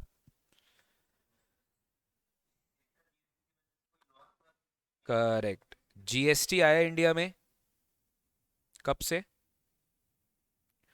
1 जुलाई 2017 से आया बेटा। कब से आया पता है? कब से आया ये? 1 जुलाई 2017 से GST इंडिया में एप्लीकेबल हुआ था। ठीक है? मैं बंगाल गवर्नमेंट, सोचो भारत सरकार के बारे में सोचो, मतलब सॉरी बंगाल गवर्नमेंट के बारे में सोचो। ये कौन सा फाइनेंशियल ईयर है? 17, 18। ये तो अभी चल रहा था। इसके पहले वाला साल कौन सा था? इसका ऑडिट अभी कंप्लीट नहीं हुआ था। I hope you know this कि ऑडिट हमेशा साल खत्म होने के बाद होता है। तो 16-17 में आपको पता है स्टेट गवर्नमेंट्स का भी ऑडिट होता है। I hope you know this, CAG, comptroller auditor general of India, जो इनके ऑडिटर्स होते हैं। भारत सरकार को भी अपना पूरा फाइनेंशियल स्टेटमेंट्स बनाना पड़ता है, और स्टेट गवर्नमेंट्स को भी अपना फाइनेंशियल स्टेटमेंट्स बनाना पड़ता है कि उनको टैक्सेस से कितना कमाई हुआ, उन्होंने कहा का किस किस सेक्टर में कितना खर्चा किया, कितने स्कीम्स में खर्चा किया, इनका फिजिकल डेफिसिट कितना है, इनका लॉस कितना है, इनका बोरोड फंड्स कितना है, सब चीज़ वो लोग को अपने फाइनेंशियल स्टेटमेंट्स में प्रेजेंट करना पड़ता है। तो 16-17 का ऑडिट कंप्लीट नहीं हुआ था। 15-16 वाला जो साल था वो एक ऐसा साल था जिसका ऑडिट पूरा कंप्लीटेड था। मैं एकदम सिंपल उदाहरण आपके सामने ले रहा हूं। स्टेट गवर्नमेंट का अगर हम बात करें तो स्टेट गवर्नमेंट पहले जो मेजर टैक्स जो कलेक्ट करता था वो था वैट। क्या? वैट। इसका और एक नाम था सेल्स टैक्स। क्या नाम था? Sales tax. इनका मेजर जो टैक्स कलेक्शन होता था स्टेट गवर्नमेंट का पहले, जीएसटी के पहले, वो था सेल्स टैक्स। अब जब जीएसटी लॉ इंडिया में आ रहा है, कब से? 1 जुलाई से। इसके बाद जो वैट है वो अब लगना बंद हो जाएगा। अब क्या लगेगा? जीएसटी। अब क्या लगेगा? जीएसटी। तो तुम सोचो, अगर आप स्टेट गवर्नमेंट होते तो आपको क्या चीज का डर लगता? एग्जाम्पल आपका 15-16 वाले साल में, एग्जाम्पल मैं दे रहा हूं, आपका 20,000 करोड़ का, एग्जाम्पल दे रहा हूं, 20,000 करोड़ का आपका रेवेन्यू था। कितना था? 20,000 करोड़ का रेवेन्यू था। कब? 15-16 में। किसका? वेस्ट बंगाल गवर्नमेंट का। स्टेट गवर्नमेंट का बात कर रहा हूं। 17-18 कौन सा साल मैं बोल रहा हूं? तो ऑब्वियसली हर साल कुछ ना कुछ तो ये ग्रोथ एक्सपेक्ट करेगा। ये लोग ग्रोथ समझते हैं। हर साल मेरा ग्रोथ होना चाहिए ना भाई, क्योंकि हर साल पॉपुलेशन बढ़ेगा, कंजम्पशन बढ़ेगा तो टैक्स भी बढ़ेगा। तो इन्होंने एक रेट अज्यूम कर लिया था 14% पर एनम। कितना परसेंट? कि हर साल मेरा 14%। इसको अपने बोलेंगे, देखिए ये जो मैं बोल रहा हूं ये आपके सिलेबस में नहीं है, बट इसको नहीं समझा तो बहुत सारे कॉन्सेप्ट नहीं समझ में आएंगे। That's the best part of tax. तो खाली सिलेबस के लिए मत पढ़ो, कंसेप्ट समझने के लिए पढ़ो। इसको अपन बोलेंगे बेस ईयर रेवेन्यू। क्या बोलेंगे? बेस ईयर मतलब इसी को इसी इसी साल के जो फिगर है माना जाएगा कि ये आपका एक्चुअल रेवेन्यू था, क्योंकि यही आपका एक्चुअल रेवेन्यू है। अब इसको ग्रो करा करा के तुम अपना चेक करते रहो कि तुमको, जैसे मान लो 15-16 है, ये 16-17 का रेवेन्यू माना जाएगा, ये 17-18 का रेवेन्यू माना जाएगा, ये 18-19 का माना जाएगा, फिर 19-20 का माना जाएगा। ये आपको पता है, मैथमेटिक्स है ये, सिंपल। तो 20,000 करोड़ है तो इंटू 1.15 16-17 का रेवेन्यू आ जाएगा। टू द पावर 2 करेंगे तो 17-18 आ जाएगा, टू द पावर 3 करेंगे तो 19। समझ में आ रहा है? To the power into 1.5 into 1.5 into 1.5। आपका बेसिकली परसेंटेज मेथड से आपने क्या किया, आपको इसका रेवेन्यू मिल गया। इस रेवेन्यू को हम बोलेंगे प्रोजेक्टेड रेवेन्यू। क्या बोलेंगे?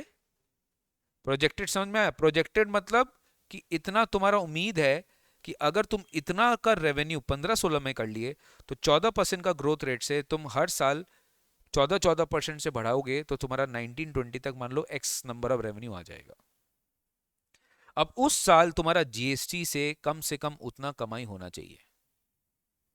अगर नहीं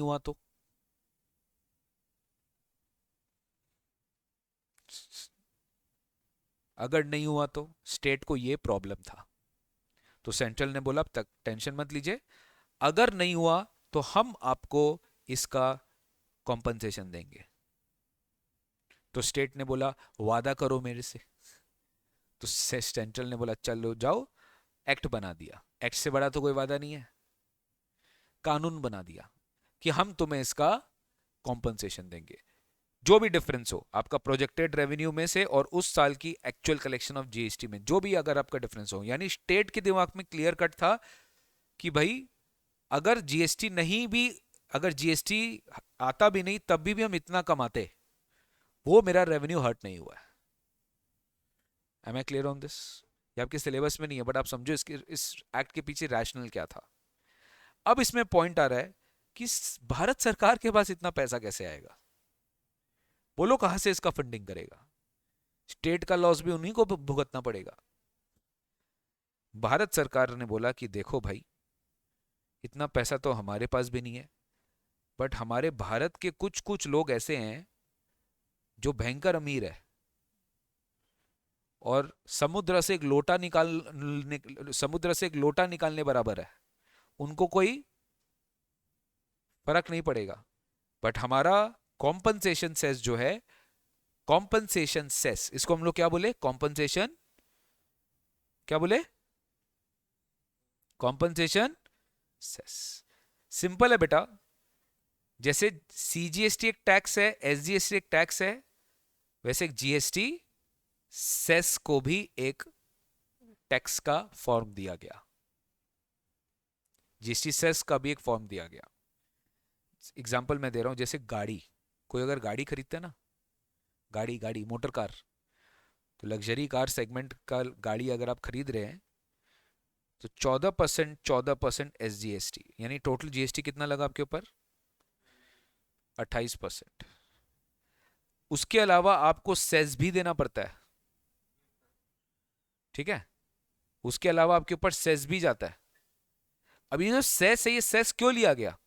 सेस हमसे लिया गया जो गाड़ी खरीद रहे हैं, तो जो गाड़ी खरीद रहे हैं उसमें सरकार ने एक सेस चार्ज किया, और यही सेस जो है, यही सेस का जो पैसा है वो इस पर्टिकुलर एक्ट के लिए यूज किया जाएगा, और इस सेस को एक फंड में ना डाला जाएगा जिसका नाम है कॉम्पनसेशन फंड। क्या नाम है? और उसी कॉम्पनसेशन फंड से सरकार क्या करेगी? ये डेफिसिट को, ये बैलेंस को ये मीट आउट करेगी। अलग अलग गुड्स का अलग अलग है, कोई रेट स्पेसिफाइड नहीं है जीएसटी कॉम्पनसेशन सेस का, अलग अलग गुड्स का अलग अलग रेट है। लेकिन ये लगता किस पे पता है? ये लगता है लग्जरी गुड्स पे। किस पे लगता है? ये छोटे, मतलब आप समझ गए, बेसिक नेसेसिटीज वाले कमोडिटी पे क्यों नहीं लगेंगे? क्योंकि उसको कंज्यूम करने वाला व्यक्ति भी गरीब है, उसको कंज्यूम करने वाला व्यक्ति भी गरीब है। अगर उस पर लगा देंगे तो अल्टीमेटली उसका कॉस्ट बढ़ जाएगा। बात को समझो। आज आप बताओ कि जो बेसिक नेसेसिटी वाले कमोडिटी है उसमें बहुत सारे आइटम्स पे तो जीएसटी लगता ही नहीं है, क्योंकि उसका प्राइस बढ़ जाएगा अगर उस पर टैक्स लग गया तो। लेकिन लग्जरी गुड्स तो हर कोई अफोर्ड नहीं कर सकता,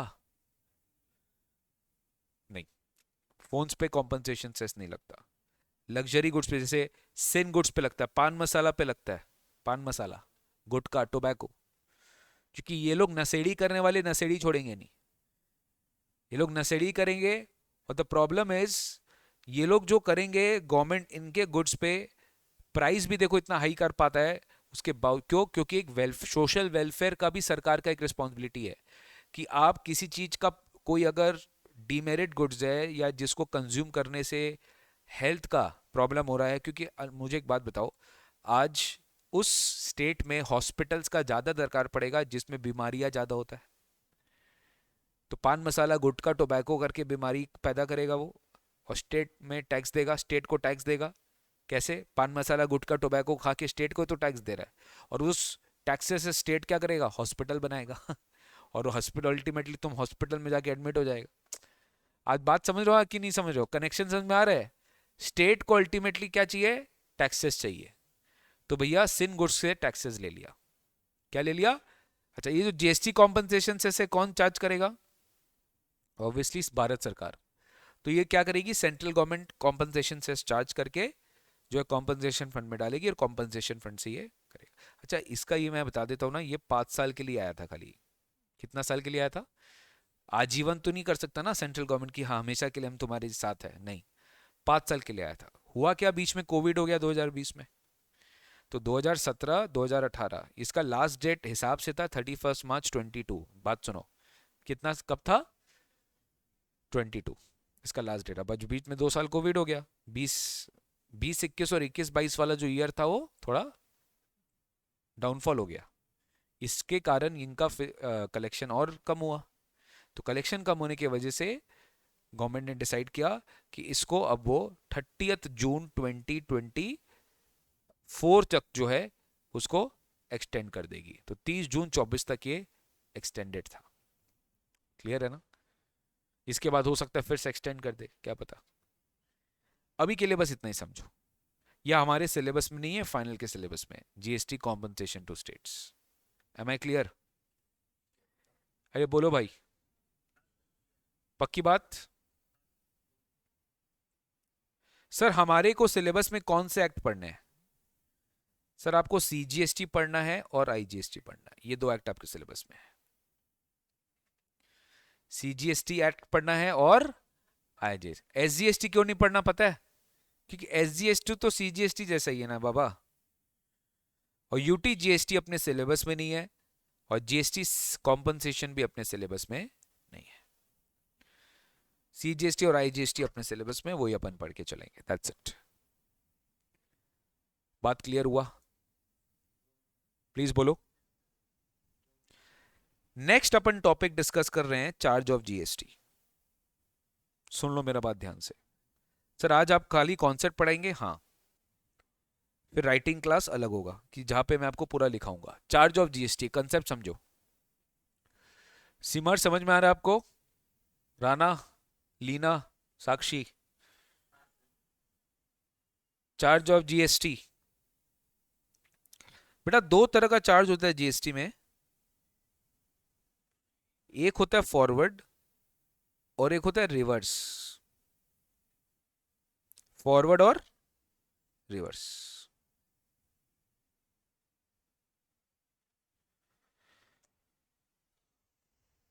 टू मिनट्स वेट करेंगे प्लीज।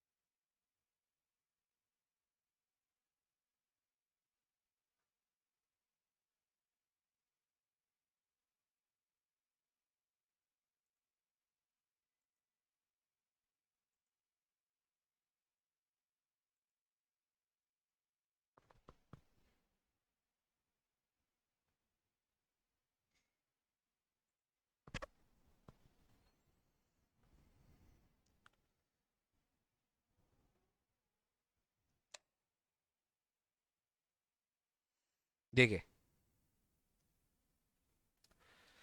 जीएसटी में कभी भी सेलर बायर वर्ड यूज नहीं करेंगे, सप्लायर और रेसिपिएंट यूज करेंगे। क्या यूज करेंगे? सप्लायर और रेसिपिएंट।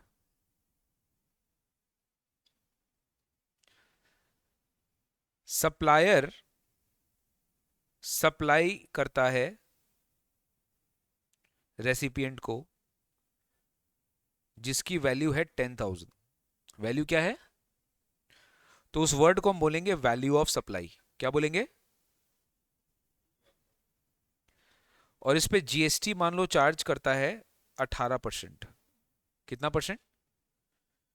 18। एक बार आपको याद दिला देता हूं, शायद इतना तो पता होगा आपको कॉमन सेंस में। चार तरह के जीएसटी रेट्स हमारे देश में, 5, 12, 18 और 28। करेक्ट? 0% में भी कुछ टैक्स रेट है, यानी कुछ कुछ गुड्स पे टैक्स लगता नहीं है। कुछ कुछ को इन्होंने 3% में भी डाला है। किस पे डाला है? डायमंड्स। जितने भी डायमंड्स है ना, जितने भी ज्वेलरी आइटम्स है, ये सब पे 3% जीएसटी लगता है। कितना परसेंट? 3%। अब बताओ, अगर ये जीएसटी रेट्स है तो सीजीएसटी रेट क्या है? 2.5, 6, 9 और 14। अच्छा, आईजीएसटी रेट बताओ। आईजीएसटी तो सेम ही होगा, 5, 12, 18, 28। समझ गए? एसजीएसटी भी सेम होगा जो सीजीएसटी जैसा है। ये याद रखिएगा। तो 2.5 हो गया, 6 हो गया, 9 हो गया, 14 हो गया, और आईजीएसटी का टोटल रेट ही हो गया। ठीक है ना? तो जीएसटी जो है ये कौन सा जीएसटी हो गया? आईजीएसटी हो गया। 18% क्या हो गया? आईजीएसटी। तो कितना हो गया अमाउंट? इसको अपन बोलते हैं इनवॉइस वैल्यू। क्या बोलते हैं? This is my total value of goods. अब बात ध्यान से समझना प्लीज एवरीवन। ये 1800 क्या रिप्रेजेंट करता है?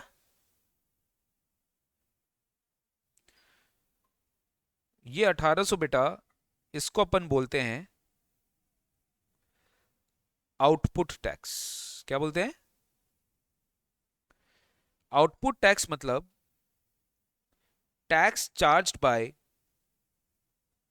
Supplier, tax charged by supplier and deposit to government. Deposit to, यानी जो टैक्स सप्लायर ने चार्ज किया उसको हम क्या बोलते हैं? Output tax.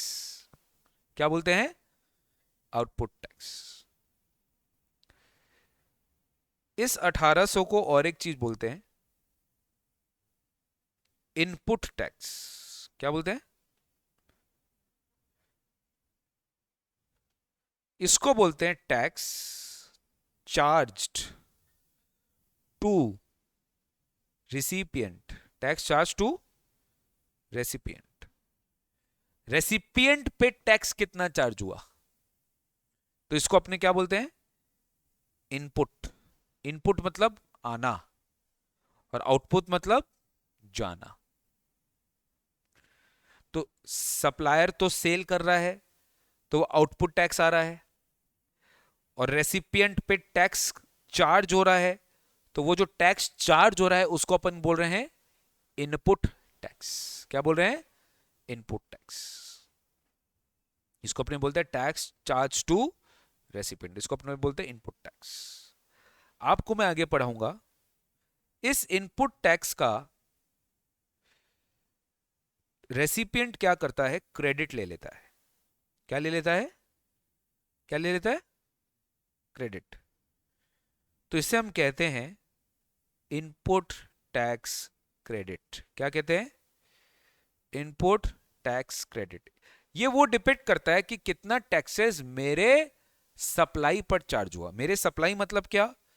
जब हम बात करते हैं आउटपुट टैक्स का, तो इसे हम कहते हैं कि ये आउटवर्ड सप्लाई पे चार्ज हुआ है। किस सप्लाई पे चार्ज हुआ है?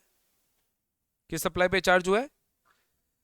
सिमिलरली जब हम बोलते हैं इनपुट टैक्स का, तो इसे हम कहते हैं कि ये किस पे चार्ज हुआ है? इनवर्ड सप्लाई पर। किस पर? तो इनवर्ड और आउटवर्ड समझे आप? इनवर्ड मतलब बायर रिसीव कर रहा है इनवर्ड सप्लाई, और उस पर टैक्स क्या कलेक्ट हुआ है? Input tax. उसका क्रेडिट को क्या बोलेंगे? ITC. ITC, input tax credit. उसका क्रेडिट को क्या बोलेंगे? Input tax credit. वैसे ही आउटपुट टैक्स किस पे चार्ज हो रहा है? आउटपुट सप्लाई पे। क्या चार्ज हो रहा है? Output tax.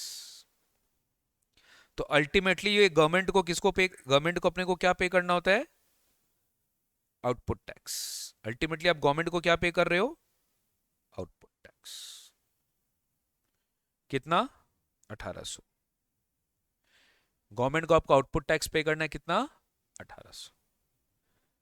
अब ये 1800 का क्रेडिट किसको मिल जाएगा? रेसिपिएंट को। इस 1800 का क्रेडिट कौन ले लेगा? रेसिपिएंट। क्रेडिट मतलब क्या? क्रेडिट इसलिए मिल जाएगा क्योंकि इस पर चार्ज हुआ है। आज ये आउटपुट टैक्स जो पेमेंट किया है, किसने पेमेंट किया है? सप्लायर ने। रेसिपिएंट के वजह से ही तो पेमेंट किया। आज रेसिपिएंट से कलेक्ट हुआ, यानी बर्डन बर्डन किसके ऊपर आया? रेसिपिएंट के। तो रेसिपिएंट उसका क्या ले लेगा? क्रेडिट। अब ये क्रेडिट का क्या होता है वो सब बाद में, पहले आप खाली टर्मिनोलॉजी समझो। पहले outward supply, output tax, inward supply, input tax, और इसी को अपने बोलते हैं फॉरवर्ड चार्ज। फॉरवर्ड चार्ज मतलब क्या? कि तुम कलेक्ट करके गवर्नमेंट को पे कर रहे हो। Did you understand my point? हाँ, आउटवर्ड सप्लाई मतलब सप्लाई करना, और इनवर्ड सप्लाई मतलब सप्लाई लेना। आउटवर्ड सप्लाई मतलब क्या? आप किसी को कॉल कर रहे हो, आउटगोइंग कॉल कर रहे हो, तो क्या बोलते हैं, आउटगोइंग। तो आपके पास कॉल आ रहा है इनकमिंग, तो वही चीज है, आउटवर्ड एंड इनवर्ड। समझ में आया? अब रिवर्स चार्ज एकदम उल्टा है, एकदम उल्टा। उल्टा मतलब क्या? मैं हूं सप्लायर, आप हो रेसिपिएंट, हमने आपको सप्लाई भी किया, बट आपसे कोई टैक्स कलेक्ट नहीं किया। क्यों नहीं किया? क्यों नहीं किया सर? क्योंकि टैक्स देने की जिम्मेवारी किसकी है? सीधा रेसिपिएंट पर है। मतलब सिंपल है, यहां पे लेवी किसके ऊपर है? लेवी किसके ऊपर है? But in this case levy किसके ऊपर है पता है? यहां पर उल्टा सरकार बोलता है बायर को कि बायर तुम ही डायरेक्टली हमको दे दो, सप्लायर को परेशानी नहीं करेंगे। तुम सप्लायर को दोगे, सप्लायर मेरे को देगा, तुम हमें डायरेक्टली दे दो। 1 to 1 गवर्नमेंट को कौन किससे मिल जाएगा टैक्स? बायर से मिल जाएगा, रेसिपिएंट से मिल जाएगा। इसलिए यहां पर टैक्स कौन कलेक्ट नहीं करता? क्योंकि डबल टैक्स हो जाएगा। इसलिए डायरेक्टली कौन पे करेगा? रेसिपिएंट। तो सर यहां पर क्या होता है, सप्लायर को तो 10,000 रुपए रेसिपिएंट ने पे कर दिया, और रेसिपिएंट अलग से क्या करेगा? ये जो टैक्स पे करेगा इसको भी क्या बोलेंगे आप? आउटपुट टैक्स नहीं बोलेंगे, इनपुट टैक्स ही बोलेंगे, क्योंकि अल्टीमेटली ये चार्ज नहीं किया गया है। आउटपुट टैक्स हमेशा कौन चार्ज करता है? सप्लायर। बट यहां पे तो टैक्स पे कौन कर रहा है? तो वो जो टैक्स पे कर रहा है अल्टीमेटली वो सेम ही बोले आ जाएगा जो आप यहां बोल रहे हो। क्या? Input tax. पे इनपुट टैक्स टू गवर्नमेंट कितना? 1800। और रेसिपिएंट उसका भी क्या ले लेगा? क्रेडिट। रेसिपिएंट उसका भी क्या ले लेगा? अब आप बोलेंगे सर क्या मतलब हुआ, जब हम पेमेंट कर ही रहे फिर आप क्रेडिट दे रहे हो? वो सब अभी मत समझो बेटा, हर चीज एक बार में मैं नहीं समझा पाऊंगा। Step by step, let's go step by step. यहां पे रिवर्स चार्ज में सिंपल चीज क्या है? लायबिलिटी है सीधा किसके ऊपर? यानी सप्लायर को कुछ नहीं करना है, सप्लायर अपना बिंदास बिल रेस करेगा और तुमसे कोई टैक्स कलेक्ट नहीं करेगा। तुम्हारी जिम्मेवारी है कि तुम टैक्स पे करो। सर एक उदाहरण देंगे? Yes, freight charges. फ्रेट किसको पेमेंट करते हैं? अपने ट्रांसपोर्टर्स को। क्यों पेमेंट करते हैं? क्योंकि वो हमारा गुड्स ट्रांसपोर्ट करता है from one place to another. तो जो फ्रेट पेमेंट अपन करते हैं, अपने किसको पेमेंट करते हैं पता है? अपने पेमेंट करते हैं जीटीएस को, गुड्स ट्रांसपोर्ट एजेंसी, जो हमें ट्रांसपोर्टेशन सर्विसेज देते हैं बाय रोड। तो उनके पेमेंट पर, उनके सप्लाई पे जीएसटी लगता है रिवर्स चार्ज पे। इसको हम बोलते हैं आरसीएम, रिवर्स चार्ज मैकेनिज्म। ये लोग कभी जीएसटी चार्ज नहीं करते, बट हमें इनको जब हम सप्लाई, इनसे जब हम रिसीव कर रहे हैं, यानी इनके सप्लाईज पर जो हमें दे रहे हैं, इनके सप्लाईज पर हमें गवर्नमेंट को उतना ही टैक्स देना पड़ेगा। यानी अगर ये भी करते तो वो कितना टैक्स लेते, तो सेम हमको टैक्स सरकार को देना पड़ेगा। और जो हम टैक्स इनको गवर्नमेंट को देंगे वो हमारा इनपुट टैक्स होगा, और उसका भी क्रेडिट हम क्लेम कर सकते हैं। बात समझ में आया कि नहीं आया? यानी यहां पे कोई आउटपुट टैक्स अराइज नहीं होगा, यहां पे खाली इनपुट टैक्स होगा, और इनपुट टैक्स क्रेडिट होगा। हाँ, कंज्यूमर मत बोलिए प्लीज, रेसिपिएंट बोलिए। कंज्यूमर वर्ड मत बोलिए, रेसिपिएंट बोलिए। कंज्यूमर नहीं देगा, आगे मैं आपको समझाऊंगा कैसे। अरे आपको क्या लगता है जो प्रोडक्ट आप कंज्यूम कर रहे हो वो डायरेक्ट आप मैन्युफैक्चर आपको दिया है? सप्लाई चेन मैनेजमेंट कितना बड़ा होता है? प्रोड्यूसर ग्रो करता है, वो फैक्ट्रीज में जाता है, मैन्युफैक्चर फर्दर मैन्युफैक्चरिंग करता है, तो डिस्ट्रीब्यूटर के पास जाता है या होलसेलर के पास जाता है, होलसेलर डिस्ट्रीब्यूटर को देता है, डिस्ट्रीब्यूटर रिटेलर को देता है, फिर कितने सारे एजेंट्स होते हैं, फिर बाद में कंज्यूमर के पास आता है। तो कंज्यूमर तो तुम बहुत आगे चले गए, तो लास्ट स्टेज है। इसके बीच में इतने प्रोसेसेस होते हैं, वो क्या, वो सब में होता है। अंडरस्टूड? अरे बोलो, पक्की बात? तो आज के लिए हम इतना ही रखेंगे बेटा। आपको एक बेसिक चीज मैंने समझाया। हाँ, सब एक ही क्लास में समझ लगेगा क्या? फिर बाद में बोलेगा सर बहुत टफ लग रहा है, सब माथे के ऊपर से जा रहा है। अब एक ही क्लास से समझ लेंगे तो क्या होगा? ठीक है, अगले क्लास में मैं पूरा नोटिंग करवाऊंगा, जो जो चीज़ आपको पढ़ाया गया है सब चीज़ का नोटिंग होगा, everything will be noted. Will start again the new concepts. देखो मैं मैट एक बार भी खोला, ये सब चीज़ जो मैं बोला हूँ सब मैट में लिखा हुआ है, जब टाइम आएगा सब खोलूंगा। देखो लॉज ऑफ जीएसटी बात देखो, C G S T, I G S T, U T G S T, G S T से compensation, S G S T, ये सब बाद में पढ़ाया जाएगा आपको। क्लियर है बेटा? इंट्रा स्टेट सप्लाई होता है, इंटर स्टेट सप्लाई होता है, जीएसटी में आईजीएसटी होता है, सीएस होता है, इंट्रा स्टेट सप्लाई में लॉस पॉस सेम स्टेट होता है, इंटर स्टेट में LOS POS to different state to different UT होता है। यूटी जो एक्चुअली जिस पे जीएसटी इंडिया में लग रहा है, UT GST Andaman and Nicobar islands, Lakshadweep, Chandigarh, Ladakh, Dadra Nagar Haveli, Daman and Diu, Puducherry, Delhi, JNK, इनका अपना अपना लेजिस्लेचर है। ठीक है, ये सब बातें लिखी गई है, कुछ एग्जांपल्स। तो दैट्स इट गाइस, आज का बेसिक्स क्लास यही खत्म होता है। ओरिएंटेशन और बेसिक्स हमने कंप्लीट किया। अगला क्लास में आपको बेसिक्स का सेकंड क्लास करवाएंगे और नोटिंग्स कराएंगे और आगे बढ़ेंगे सर। ठीक है, आज हमने क्या पढ़े एक बार 2 मिनट में रिवाइज करें sir. Ultimately GST is goods and services tax, एक तरह का फॉर्म ऑफ इनडायरेक्ट टैक्सेस है, which is ultimately being levied on supply. Supply यानी सप्लाई ऑफ गुड्स और सर्विसेज और बोथ, सब चीज पे क्या लगेगा? जीएसटी लगेगा, लेकिन only when you are supplying. तो अगर आप सप्लायर हो, आप गुड्स या सर्विसेज ऑफ बोथ सप्लाई कर रहे हो, तो आपके ऊपर जीएसटी लगेगा। दो तरह का चार्ज है, forward charge, reverse charge. Forward charge यानी you are making an outward supply, you are collecting taxes from the government and paying it to the government. Sorry, you are collecting taxes from the recipient and paying it to the government, इसको बोलते हैं output tax. whatever taxes you have charged will be considered to be input tax to the recipient, और उसका credit वो recipient claim कर सकता है। क्या होगा उस क्रेडिट का बाद में पढ़ेंगे। इसी का उल्टा होता है reverse charge, there is no taxes charge by the supplier, however recipient who receives the inward supply from the supplier will be paying taxes to the government directly and will be claiming input tax credit of the same taxes which he have paid to the government। GST के multiple rates है, 5%, 12%, 18%, 28%। GST में forms of GST बहुत अलग अलग है, C GST, S GST, I GST, UT GST and GST cess. It depends upon the nature of supply. Supply का nature क्या है उस पर डिपेंड करता है कि जीएसटी कैसा लगेगा। C GST plus S GST लगेगा इंटरस्टेट सप्लाई पे। जब location of supplier and place of supply is in the same state, then उस पर सी प्लस एस लगेगा। But if the location of supplier and place of supply is in same UT, तो उस पर C GST plus UT GST लगेगा।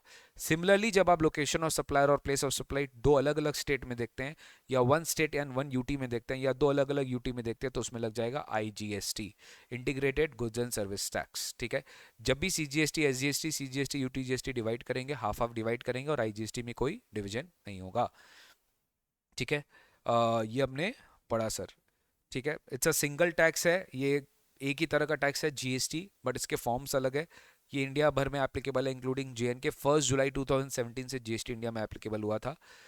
GST में अगर states को लॉस हुआ था, तो लॉस को कॉम्पनसेट करने के लिए एक एक्ट पास हुआ है, GST compensation to states act 2017, जो कि अल्टीमेटली फंड किया जाएगा बाय जीएसटी कॉम्पनसेशन सेस।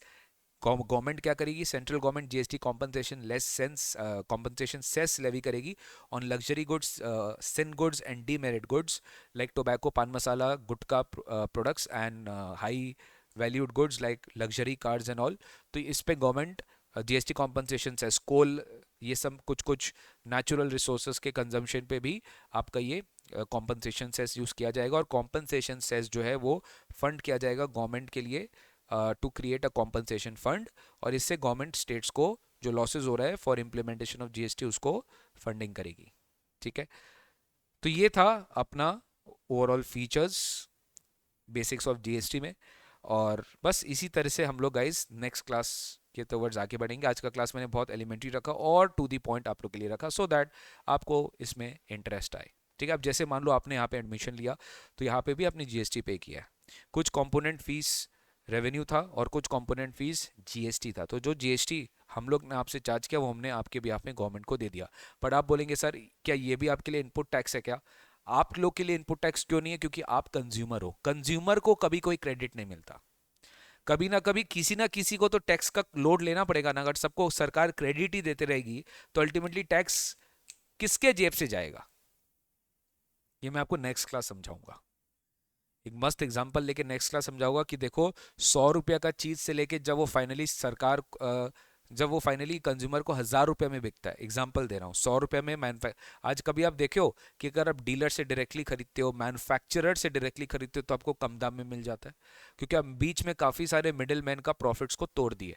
आपने डायरेक्टली सोर्स में आप क्या किए, मैन्युफैक्चर से ले लिए। आज आपको क्या लगता है जो कार्स होते हैं, जहाँ पे भी बड़े बड़े कमोडिटीज होते हैं, ये इतने महंगे क्यों होते हैं? क्योंकि मैन्युफैक्चरर्स से डायरेक्टली आप परचेज नहीं करते हो, आप फाइनली डिस्ट्रीब्यूटर से परचेज करते हो, अब रिटेलर से परचेज करते हो, कि उसके पास गुड्स आते आते उसकी कॉस्टिंग इतनी हाई हो जाती है, अल्टीमेटली आपको वो ज़्यादा प्राइस चार्ज करता है, उस पर टैक्सेस का लोड भी ज़्यादा रहता है। बात समझ में आ रहा है? वो टैक्सेस का लोड फिर आपको लेना पड़ता है, क्योंकि आप फर्दर बेच नहीं रहे हो। आज जो लेकर बेच रहा है उसको क्रेडिट मिल रहा है, जो लेके कंज्यूम कर ले रहा है उसको क्रेडिट नहीं मिल रहा है। बात समझ रहे आ रहा है मैं क्या बोलना चाह रहा हूँ? जो लेके जो सामान चीज खरीद के कंज्यूम कर ले रहा है उसको कोई क्रेडिट नहीं मिलेगा, बट जो लेकर बेच रहा है फर्दर उसको क्रेडिट मिलेगा। मतलब आप बिजनेस कर रहे हो तो आपको क्रेडिट मिलेगा, आप बिजनेस नहीं कर रहे हो तो आपको क्रेडिट नहीं मिलेगा। कल को मान लीजिए आप अपना प्रैक्टिस स्टार्ट कर लिए, आपने मेरे क्लासेस से क्लाइंट्स बढ़ा लिया, आपने उनको ट्रेनिंग दी, आपने उनको एडवाइजरी दिया, तो हम आपको जो जीएसटी चार्ज कर रहा है आपको उसका इनपुट मिल जाएगा, क्योंकि आप कंज्यूमर नहीं हो। जो एंड कंज्यूमर है, जो आपसे सारा सर्विसेज ले रहा है, जो फर्दर कुछ बेच नहीं रहा है, फर्दर वो सप्लाई नहीं कर रहा है, उसको क्रेडिट नहीं मिलेगा। बहुत मूल बात मैंने आपके आपके साथ सिंपल सा बात किया है, बट इसका इतना बड़ा टैक्स इम्प्लीकेशन है हर हर जगह कि आप सोच नहीं सकते हैं। ठीक है दोस्त, तो आशा करता हूं कि आपको आज का सेशन बढ़िया लगा। एंड यस, अगर बढ़िया लगा तो ज़रूर ज़रूर ज़रूर ज़रूर ये वीडियो को शेयर करना है, क्योंकि ये यूट्यूब में भी हुआ है फर्स्ट क्लास। और ज़रूर ज़रूर अपने सारे यंगस्टर्स है, अपने सारे फ्रेंड्स हैं, उन तक भी ये वीडियो पहुंचाइएगा, बिकॉज उनको भी आईडीटी का एक बेसिक नॉलेज हो। वो क्लास ज्वाइन करे नहीं करे उससे फ़र्क नहीं पड़ता, बट बेसिक स्ट्रांग होना बहुत ज़रूरी है। ठीक है, चलो bye bye, take care, God bless you. आज के लिए इतना ही। See you very soon in the next class, जहाँ पे हम नोटिंग्स भी करेंगे और फर्दर कॉन्सेप्ट्स को भी डिस्कस करेंगे दोस्त। Bye bye.